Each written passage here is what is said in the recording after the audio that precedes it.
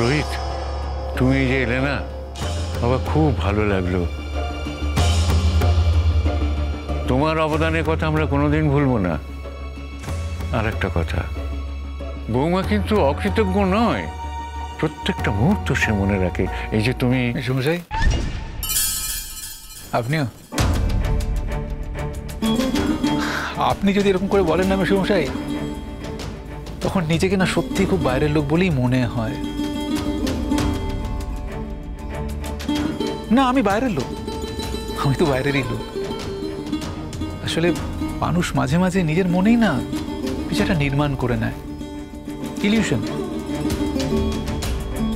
ওই ইলিউশন দিয়ে ভাবতে শুরু করে দেয় যে সে বোধহয় একটা ফ্যামিলিতে বিলং করে, সে বোধহয় ফ্যামিলির সুখে দুঃখে জড়িয়ে থাকে, সে বোধহয় ফ্যামিলির নিজেরই লোক। আপনি যদি আমাকে এরকম করে বলেন না, তখন মনে হয় যে সত্যি বোধহয় আমি বাইরের লোক। আপনি বলবেন না? আপনি কোনোদিনই আমাদের নিজের লোক ভাবেননি রোহিতদা। আপনি যদি সত্যিই আমাদের নিজের লোক ভাবতেন, তাহলে হঠাৎ করে আমাদের নিজের লোক ভাবাটা বন্ধ করতেন না। সেজন্য আমার কিন্তু কোনো অভিযোগ নেই, তবে যেটা সত্যি সেটা সত্যি। আপনি কিন্তু সত্যি কথাটা এখনো বলতে পারলেন না। আমি তোমাদের আপন লোক কি না সেটা আমার মনই জানে। হ্যাঁ, যদি আমি তোমার অভিযোগ সত্যি বলেও মেনে নিই, তাহলেও মনে রাখবে তালি কিন্তু এক হাতে বাজে না। তুমি আমাকে বহুবার বহুভাবে প্রমাণ করিয়ে দিয়েছো, মনে করিয়ে দিয়েছো যে আমি নিতান্তই একজন বাইরের লোক। তা আমি কি করে দাবি করব যে আমি তোমাদের আপন? না না, ছি ছি ছি ছি, বৌমা এই কথা কখনো ভাবতে পারে না। তুমি ভুল বুঝছো বৌমাকে। মেশামশাই, আপনি আপনার বৌমাকে একরকম ভাবে দেখেছেন, আমি অন্যরকম ভাবে দেখেছি। আপনার দেখাটা যেমন ঠিক, আমার দেখাটাও কিন্তু ভুল নয়। রোহিত আঙ্কেল, মা তোমার সম্পর্কে কি মনে করে আমি জানি না, আমি বলতে পারবো না। তবে আমি কিন্তু তোমাকে একজন পরিবারের সদস্য মনে করি, পরম আত্মীয়। আর আমার বোন দিঠি, ও নিজের অজান্তেই কিন্তু তোমাকে নিজের পাপার জায়গাটা দিয়ে ফেলেছে। আমিও আমার জীবনে না দিঠিকে আমার কন্যার জায়গাতেই বসিয়েছি।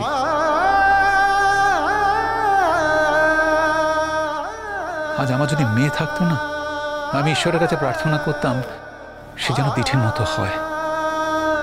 ডিঙ্কা, তোমাদের সাথে তো আমার কিছু হয়নি, আমি তো তোমাদের কিছু বলিনি। হ্যাঁ, যার সূত্র ধরে এই বাড়িতে আসা আমার, সেই শ্রীময়ী আর আমাকে নিজের বলে ভাবতে চাইছে না, পারছে না। অবশ্য কেন পারবে? তা তো কোনো কারণ নেই। দোষটা আমার, জানো তো, দোষটা আমার। আমি পাক্কা নির্বোধ একটা, দোষটা আমার। আমাকে দোষারোপ করে আপনি জীবনে আনন্দ উপভোগ করতে চাইছেন, করুন না। প্রত্যেকটা মানুষের অধিকার আছে জীবনে আনন্দ উপভোগ করার। তার জন্য কোনো অজুহাত খাড়া করতে হবে কেন? আপনি শুধু শুধু আমাকে কেন শিকন্ডি খাড়া করছেন আমি ঠিক বুঝতে পারছি না।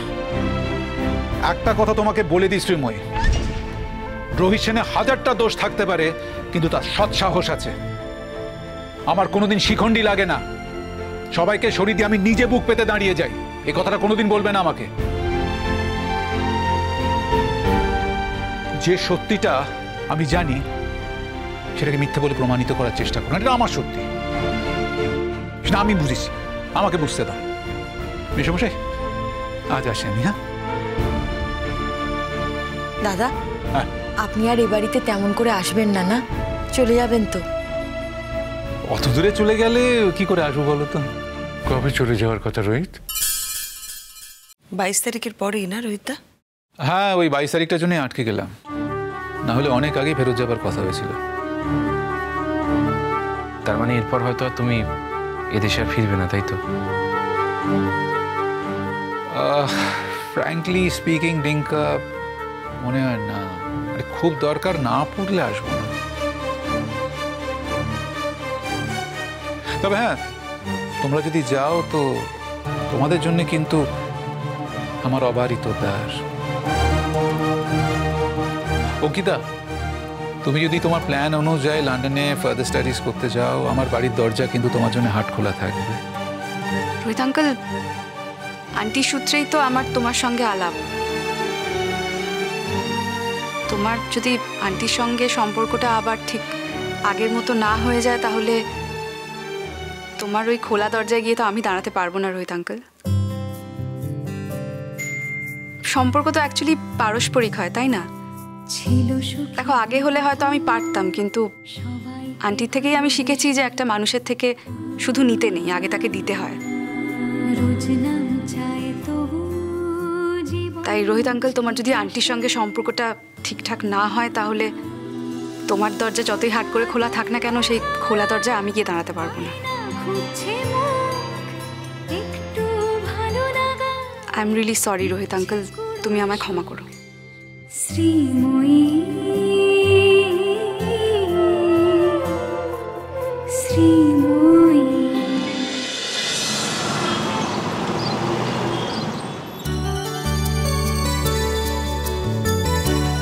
আসুনি কেন দুদিন? বাড়িতে একটু অসুবিধা ছিল। আচ্ছা, তুমি একটা কাজ করো না, এগুলোর ফটোকপি নিয়ে নাও। না না, আমি পয়েন্টগুলো লিখে নিচ্ছি, আর লাইব্রেরি থেকে দুটো বই নিয়েছিলাম, ওখান থেকে ডেভেলপ করে নেবো পয়েন্টগুলো। তুমি বেশ সিরিয়াস পড়াশোনা? ডাক্তারি পড়তে এসেছি, পাস তো করতে হবে। পাশের জন্য আমরা চিন্তা করি, তুমি কি আর পাশের জন্য চিন্তা করো? মানে এটাই যে তুমি তো ব্রিলিয়েন্ট স্টুডেন্ট। আমার তো মনে হয় এবছর গোল্ড মেডেলটা তুমিই পাবে। কি হলো, তুমি হাসছো কেন? তোমার আকাশ কুসুম কল্পনা দেখে। কিরে, তোরা এখানে কি করছিস? তোদের খুঁজে খুঁজে আমি এখানে এলাম। তুই আজকে কলেজে এলি, তোর আজকে মামার বিয়ে না?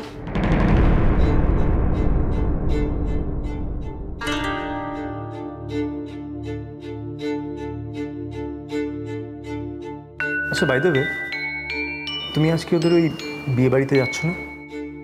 না মানে ওই রোহিত আঙ্কেলের সাথে তোমাদেরও তো বোধহয় ভালো পরিচিতি আছে, তাই না? ঠিক করিনি এখন যাবো কিনা।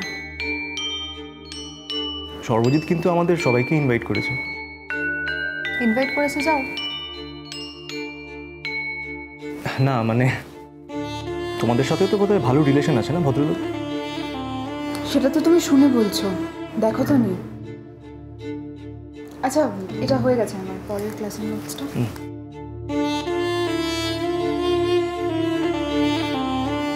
কিরে পার্থিব, কাকে এত লেখাপড়া শেখাচ্ছিস?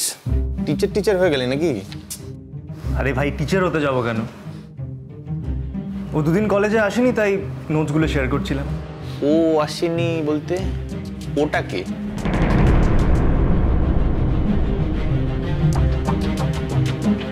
তুই আজকাল খুব চ্যাংড়ামোর মুডে আছিস, তাই না?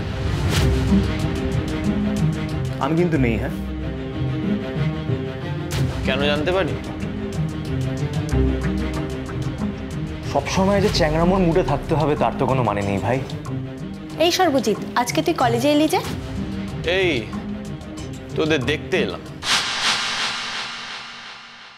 এই সর্বজিৎ, আজকে তুই কলেজে এলি যে? এই তোদের দেখতে এলাম। কাকে?